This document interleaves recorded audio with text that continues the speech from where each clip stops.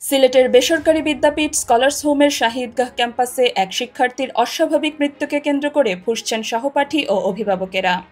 দ্বাদশ শ্রেণীর শিক্ষার্থী আজমান আহমেদ দানিয়েল গত ১৭ সেপ্টেম্বর নিজ বাসায় দুঃখজনকভাবে জীবনাবসান ঘটান। তবে তার পরিবার ও সহপাঠীরা অভিযোগ করেছেন, স্কুল কর্তৃপক্ষের অপমান, চাপ ও রূঢ় আচরণের কারণেই আজমান এই পথ বেছে নিতে বাধ্য হয়েছেন। আজমানের মৃত্যুর পর থেকেই ক্যাম্পাস উত্তপ্ত হয়ে ওঠে।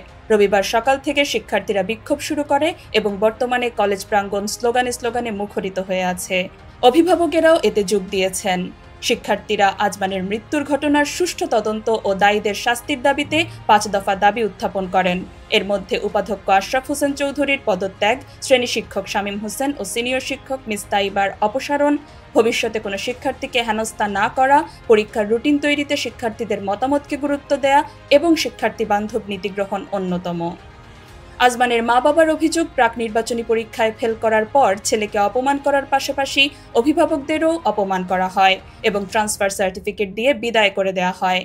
সেই অপমান সহ্য করতে না পেরেই আজমান আত্মহত্যা করেছে। অভিযোগ অস্বীকার করে ক্যাম্পাসের অধ্যক্ষ অবসরপ্রাপ্ত লেফটেন্যান্ট কর্নেল মনির আহমেদ কাদেরী জানিয়েছেন, শিক্ষার্থীদের দাবিগুলো গুরুত্বের সঙ্গে দেখা হচ্ছে এবং তদন্তের মাধ্যমে ব্যবস্থা নেওয়া হবে।